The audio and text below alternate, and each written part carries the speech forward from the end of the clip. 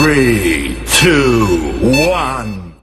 في يوم 7/7 سنة 2007 بتعلن مؤسسة نيو وندرز السويسرية قائمة بتضم 7 عجائب من مختلف أنحاء العالم، وسمتها عجائب الدنيا السبع الجديدة. الله، هي عجائب الدنيا القديمة أثرت في حاجة؟ قال لك الصراحة أثرت. أولا 6 منهم اتدمروا واتمحوا من الوجود وما فاضلش منها غير الهرم الأكبر بس. ثانيا عجائب الدنيا السبعة القديمة دول واحد بس هو اللي اختارهم، وكان في عجائب تانية تستحق تبقى موجودة، وعشان كده اتعمل تصويت عالمي سنة 2000 عشان الناس تختار 7 عجائب جداد، وشارك في التصويت ده أكتر من 100 مليون شخص على مستوى العالم عن طريق النت ورسائل التليفون النصية. وطبعا تم ترشيح مئات المباني والمدن الأثرية عشان يتم تصنيفها ضمن عجائب الدنيا الجديدة، وكل اللي بيحب حاجة اختارها لحد ما الموضوع صفصف في النهاية على 7 بس. فيا ترى ايه هم ال7 عجائب اللي تم اختيارهم في الاخر، ويفرقوا في ايه عن عجائب الدنيا السبع القديمة، وايه اسباب بنائهم؟ كالعادة كل الاسئلة دي واكتر هتعرفوا اجابتها اول ما تنزلوا تعملوا لايك وتشتركوا في القناة وتعملوا متابعة لو مش عاملين، وتطلعوا تاني عشان نبدأ حلقتنا.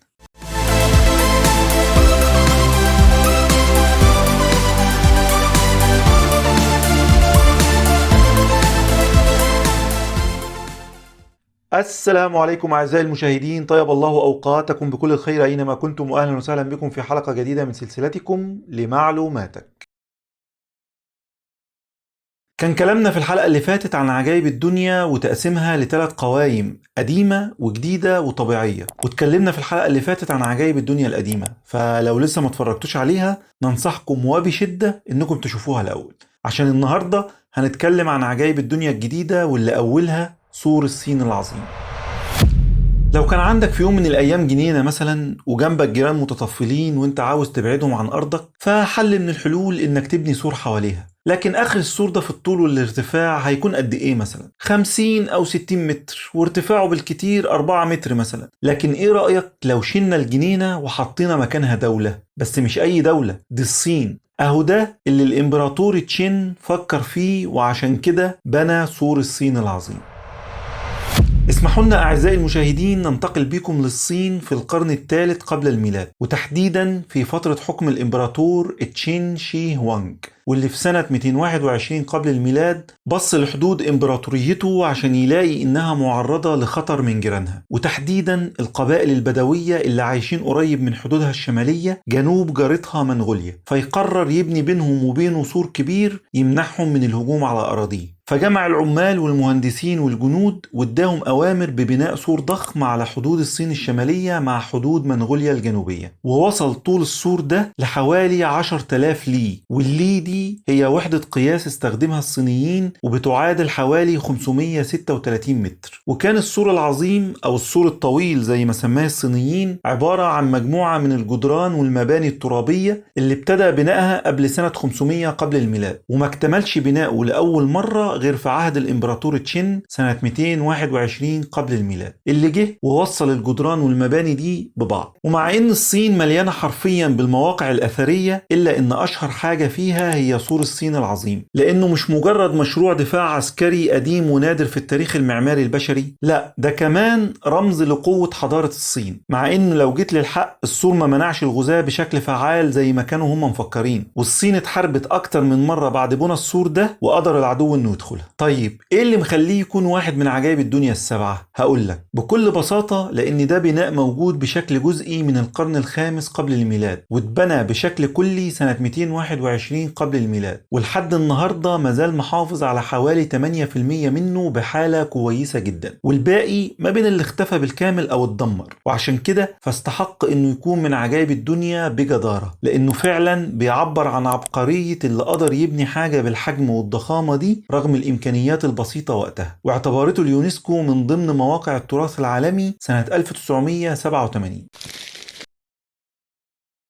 ظهرت الأهرامات على مر التاريخ في أكتر من حضارة، زي أهرامات النوبة اللي بناها الكوشيين، أو أهرامات الجزائر، أو أهرامات شيشيا في الصين، وطبعا قبل كل دول أهرامات الحضارة المصرية القديمة. لكن إيه اللي يخلي هرم تشيتشن إيتزا، أو زي ما سماه الغزاة الأسبان بهرم الكاستيلو واللي معناها القلعة، يبقى حاجة مميزة تستحق إنها تكون من عجائب الدنيا السبعة؟ ده اللي هتعرفوه كمان شوية. في شبه جزيرة يوكاتان في المكسيك، وبالتحديد في مدينة تشيتشن إيتزا القديمة اللي بناها المايا. والمايا دول كانوا ناس سكنوا منطقة أمريكا الوسطى واللي بتضم حاليا جنوب المكسيك والسلفادور وهندوراس وجواتيمالا وغيرها من الدول، وعملوا حضارة ضخمة هناك في الفترة من سنة 2000 قبل الميلاد لحد سنة 1546 ميلادية تقريبا، وكونوا في المنطقة دي حضارة قوية وجميلة جدا فضلت موجودة لأكثر من 3000 سنة لحد ما انتهى حكمهم على إيد الغزاة الأسبان. وكان من ضمن آثار حضارتهم هرم صغنن كده اسمه هرم تشيتشن إيتزا أو الكاستيلو زي ما قلنا قبل كده. اتبنى الهرم في الفترة ما بين 1050 ل 1300 ميلادية على إيد الإمبراطور تولتك مايا اللي كان واحد من أعظم حكام شعوب المايا. وصل ارتفاع الهرم ل 24 متر وليه 4 جوانب، وفيه زي سلم في كل جنب مكون من 91 درجة. وفي قمة الهرم بنوا معبد بسبب اعتقاد المايا ان ده بيخليهم اقرب للآلهة السماوية اللي كانوا بيعبدوها. ولحد هنا يبان الموضوع عادي جدا، مجرد هرم واتبنى. لكن اللي مش عادي هو اللي هتعرفوه دلوقتي. لو جمعت عدد درجات السلالم في الجوانب الأربعة للهرم زائد المعبد هتلاقي إن العدد بقى 365، وده نفس عدد أيام السنة الميلادية. وده سبب من أسباب شهرة الهرم، إنه ما كانش مجرد رمز ديني لحضارة المايا أو مكان عبادة وخلاص، لا ده كمان كان بيستخدم في التقويم عندهم. رغم إنه ما كانش من المفروض دخول الهرم، إلا إنه في الثلاثينات من القرن العشرين دخلت مجموعة من المستكشفين الهرم من جوه واكتشفوا عجب العجاب، لأنهم لقوا هرم تاني مبني جوه الهرم الأول. وبعد شوية بحث كمان لقوا 9 منصات وسلم ومعبد جوه الهرم، ده غير بقايا بشرية. أيوة زي ما سمعت، بقايا بشرية ممكن تكون اتقدمت كقرابين. ولقوا كمان عرش متزين ومتزخرف بنوع من منحوتات المايا اسمه اتشاك مول، عبارة عن رسمة لراجل نايم وشايل حاجة كده شبه الحلة مصنوعة من الفخار زي اللي كانت بتستخدم عندهم في التضحية. أصل شعوب المايا كانوا بيقدموا البشر كقرابين لأنهم كانوا بيفكروا إن كده الآلهة بتاعتهم بتتغذى عليها، وعشان كده كان لازم يقدموا قربان عظيم. وطبعا مفيش أعظم من تقديم إنسان كقربان في اعتقادهم، فكانوا بيضحوا بأسرى الحروب من أصحاب المكانة العالية بس، لأن أصحاب المكانة العادية كانوا بيستخدموهم في الأشغال التانية. وكان عندهم أكتر من طريقة لتقديم القربان البشري، زي قطع الراس واستخراج القلب أو دفن الأضحية حية أو حتف القربان في بير غويط، اللي هو حاجة يعني في منتهى الرعب بصراحة. والعلماء بيفترضوا ان الهرم ده اتبنى في الفترة بين 800 ل 1000 ميلادية. لكن الاكتشاف الأغرب بيحصل لما العلماء بيلاقوا سنة 2010 باستخدام تقنيات حديثة هرم ثالث مدفون جوه الهرمين الأولانيين، وبيفترضوا انه اتبنى في الفترة ما بين 550 ل 800 ميلادية، وكان فيه سلم واحد ومذبح لتقديم القرابين والأضحيات. وبكده بيعتقد علماء الآثار إن كل ملك من ملوك المايا كان بيحاول يعمل حاجة أفضل من الملك اللي قبله، فكان بيبني هرم فوق الهرم بتاعه وبيزود عليه شوية حاجات. يعني من الآخر كل واحد فيهم كان بيعلي على اللي قبله.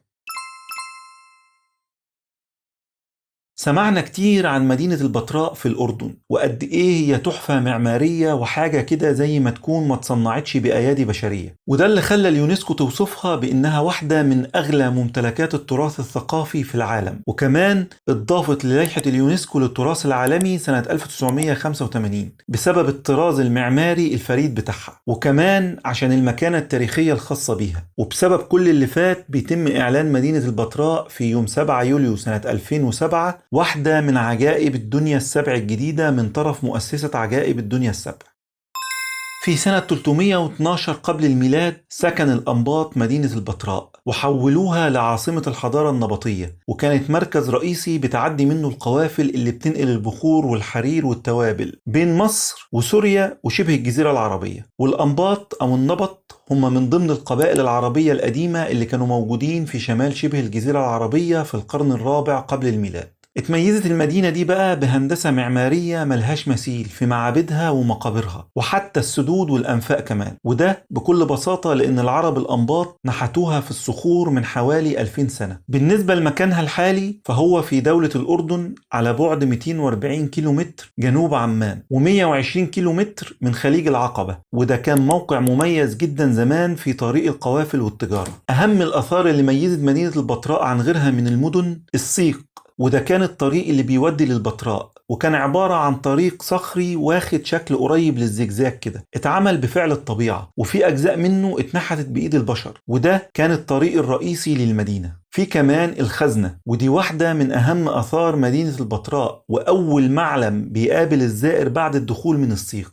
وهي عبارة عن مبنى بدورين منحوت من الصخر. وهنلاقي بعد الخزنة المسرح النبطي، وده مسرح واخد شكل أكبر من نص دايرة منحوت في الصخر، وبيتكون من 45 صف، وبيتسع ل 4000 متفرج، اتنحتت تقريبا في القرن الأول الميلادي. وغير المسرح في كمان الدير، وده شبه الخزنة شوية في الشكل، لكن أكبر منها بكتير في الحجم، لأنه أكبر منحوتة في المدينة كلها. وطبعا باين من اسمه إنه اتنحت عشان يبقى مكان لتكريم وعبادة الملوك، وبعد كده بقى مكان للرهبان. وأخيرا السد، وده بناه الأنباط عشان يحمي المدينة من الفيضانات، وتعاد بناه مرة تانية بعد ما اتهد على نفس الطريقة بتاعة الأنباط سنة 1964 ميلادية، إلى جانب معالم تانية كتير جدا زي باب الصيق والمسلات ومدفن الحرير ومعبد الأسود وغيرهم من الآثار اللي خلت البتراء باختصار هي مدينة السحر والجمال، وكمان خلتها من أهم مصادر الدخل السياحية في الأردن.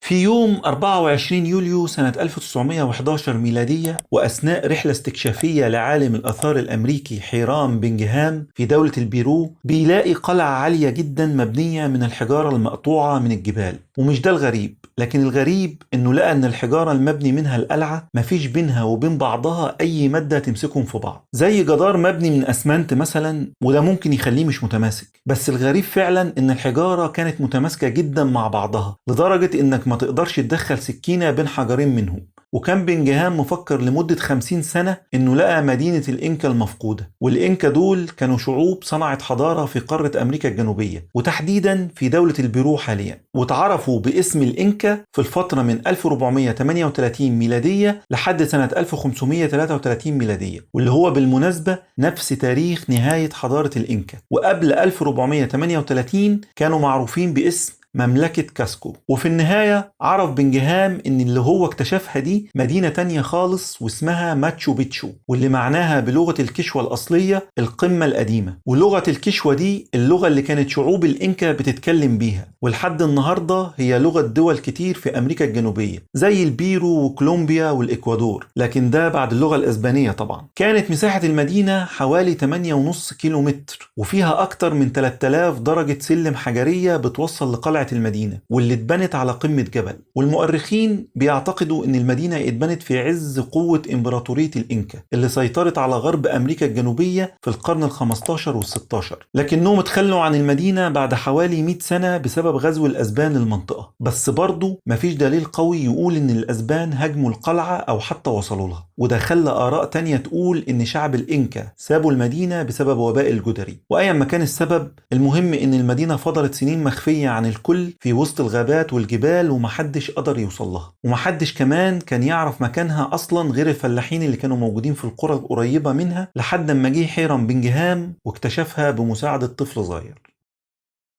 مدينة ماتشو بيتشو بتتكون من أكتر من 150 مبنى ما بين بيوت ومعابد وحمامات عامة، وبيعتقد علماء الآثار إن المدينة كانت موقع ملكي للإمبراطور وطبقة الأغنياء، أو كانت موقع ديني، وده بسبب قربها من الجبال والمعالم الجغرافية اللي كانت مقدسة عند شعب الإنكا. هنلاقي كمان إن بعض المؤرخين اعتبروها سجن أو مركز تجاري أو مدينة مخصصة للتتويج. على أي حال، فمدينة ماتشو بيتشو مدينة جميلة موجودة في منطقة استوائية أجمل، وتحديدا في الجزء الشرقي من قمة جبال الإنديز في دولة البيرو.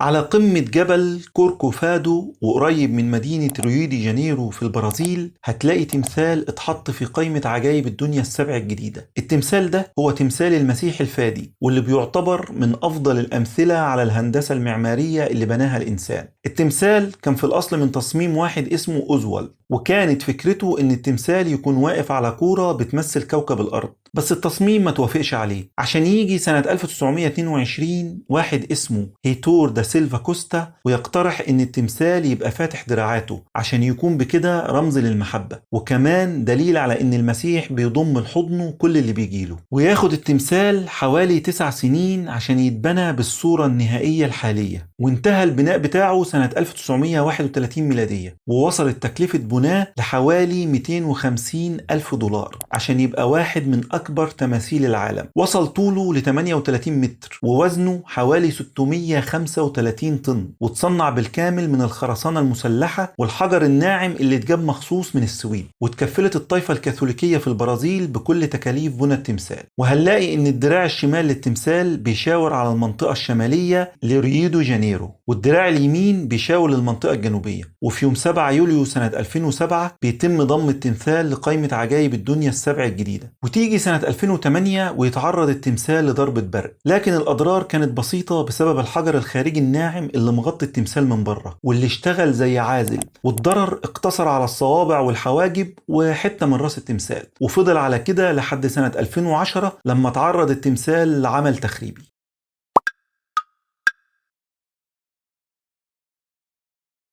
ما بين سنة 70 و 72 ميلادية اتبنى مبنى حجري كبير كان عبارة عن مدرج قريب من مدرجات استادات كرة القدم دلوقتي، وأمر ببنائه الإمبراطور فيسباسيان، الإمبراطور الروماني التاسع للإمبراطورية الرومانية، واللي حكم في الفترة ما بين 69 ميلادية ولحد 79 ميلادية. وكمان فهو مؤسس سلالة فلافيان وأبو الإمبراطور دوميتيان والإمبراطور تيتوس. فيسباسيان بقى إمبراطور وهو عنده 60 سنة، ولما مسك الحكم كانت الدنيا بايظة في الإمبراطورية الرومانية بمعنى الكلمة، الخزنة العامة فاضية والروح المعنوية عند الرومان تحت الصفر. فحاول يظبط الدنيا وفعلا نجح في كده إلى حد ما، ولكن في الطريق لده وعشان يلهي الشعب بتاعه في أي حاجة لحد ما يعرف يصلح البلد اللي استلمها ومفيش حاجة فيها سليمة، بنى للشعب الكولوسيوم وقال لهم ده هدية مني ليكم. لكنه مات قبل ما الكولوسيوم يخلص، وفي سنة 80 ميلادية افتتحوا ابنه تيتوس، وكان اسمه الرسمي مدرج فلافيان. وكان في ساحة بتستخدم في الألعاب الرياضية زي المصارعة العادية بين البشر وبعضهم بسلاح أو من غير سلاح، وكمان مصارعة الحيوانات المفترسة للحيوانات المفترسة وكمان للبشر، واللي كان أغلبهم من الأسرى أو المسيحيين اللي كانوا مضطهدين في الفترة دي. وكمان كان بيعتقد العلماء إنه كان في نوافير للشرب. وصلت مساحة الكولوسيوم ل 190 في 155 متر، وكان أكبر مدرج في العالم وقتها. وعلى عكس كتير من المدرجات اللي سبقت الكولوسيوم وكانت بتتحفر في الجبال عشان تكون قوية، كان الكولوسيوم ليه هيكل قوي مبني من الأحجار، وبيتكون من 3 أدوار من المداخل واخدة الشكل المقوس، عددها 80 مدخل، وكانت مدعومة بعمدان نص دائرية. وكان الكولوسيوم بيتسع ل 50 ألف متفرج، وده رقم كبير جدا في الوقت ده، وموجود فيه مظلات عشان تحمي الجمهور من الشمس والأمطار. وكان ترتيب الجلوس جوه الكولوسيوم بيتم حسب المكانة الاجتماعية، ومعظم المصارعين اللي كانوا بيصارعوا في الكولوسيوم كانوا مصارعين رجالة، لكن ده ما منعش برضو ان كان فيه شوية مصارعات.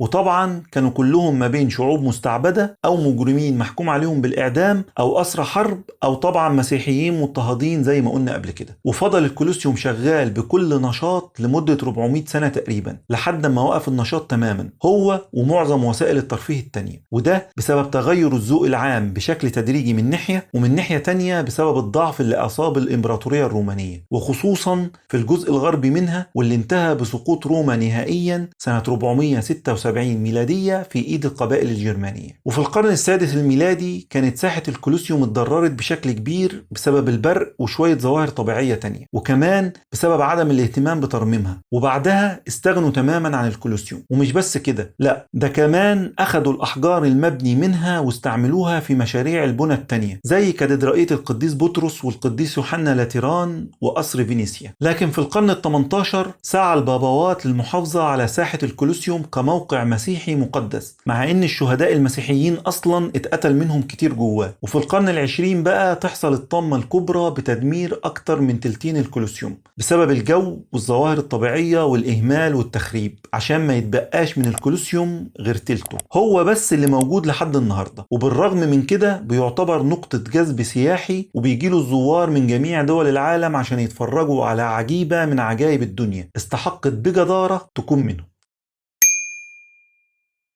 اتكلمنا في حلقة عجائب الدنيا السبع القديمة عن ضريح موسولوس، واللي كان تعبير من أرتميسيا عن حبها ووفائها لجوزها موسولوس. الضريح اللي كان ولا زال بيتضرب به المثل على حب الزوجة لزوجها، لحد ما ظهر لنا في سنة 1632 ميلادية الإمبراطور شاه جاهان، واللي حب يضرب لنا مثل في حب الزوج لزوجته. وزي ما كانت عجائب الدنيا السبع القديمة ليها علاقة بالحب والرومانسية، فعجائب الدنيا السبع الجديدة مش أقل منها في الموضوع ده. شاه جاهان أمر ببناء ضريح عشان يخلد ذكرى زوجته ممتاز محل ويعبر عن حبه ليها، واللي ماتت وهي بتولد، بس مش المولود الأول ليهم ولا التاني ولا التالت ولا الرابع ولا حتى الخامس، ماتت وهي بتولد المولود ال14. ما شاء الله عليها، غلبت الأرانب. ممتاز محل ماتت سنة 1631 ميلادية بعد ما كانت مش بتنفصل عن الإمبراطور أبدا من ساعة ما اتجوزوا في سنة 1612. وضريح تاج محل اللي موجود في ولاية أوتار باراديش الغربية شمال الهند، تقريبا مفيش مبنى أشهر منه في الهند كلها، بس لحد دلوقتي وتبان الأمور عادية. واحد بيحب مراته فملالها ضريح بعد ما ماتت. إيه الغريب في كده؟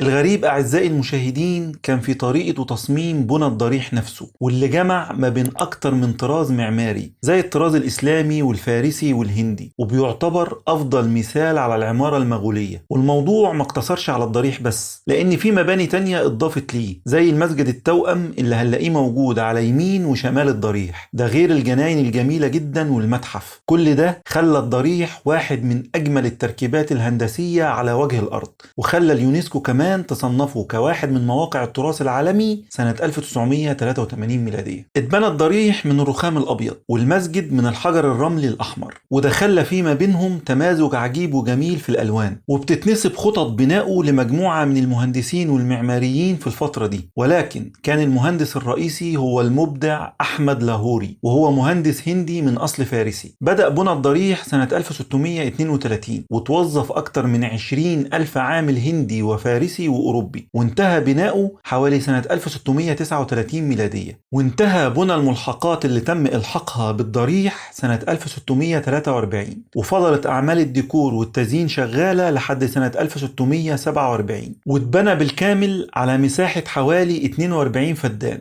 والمبنى كان عبارة عن ضريح ومسجد بأربع مآذن وبوابة رئيسية وحديقة، وكمان مبنى مقابل للمسجد كان بيستخدم للضيافة. المبنى اتبنى بالكامل على قاعدة ارتفاعها حوالي 7 متر من الرخام الأبيض اللي بيعكس الألوان على حسب قوة الضوء سواء للشمس أو القمر، وليه 4 واجهات متطابقة في كل ناحية منها قوس مركزي ارتفاعه 33 متر، وفي قمته زوايا مشطوفة مايلة وفيها أقواس صغيرة، وعليه قبة مركزية ارتفاعها حوالي 73 متر متحوطة ب4 قباب تانية أصغر منها. وبيقال إن شاه جاهان كان ناوي يبني ضريح تاني جنب النهر عشان يدفن فيه، وكان هيبنيه من الرخام الأسود ويربط بينه وبين تاج محل بكوبري صغير. لكن زي ما قال المتنبي: تأتي الرياح بما لا تشتهي السفن. ويجي ابنه أورانجزيب سنة 1658 ويعزله من الحكم ويسجنه بقية حياته في قلعة أجرة عشان يموت شاه جاهان زي ما ماتت مراته ممتاز محل،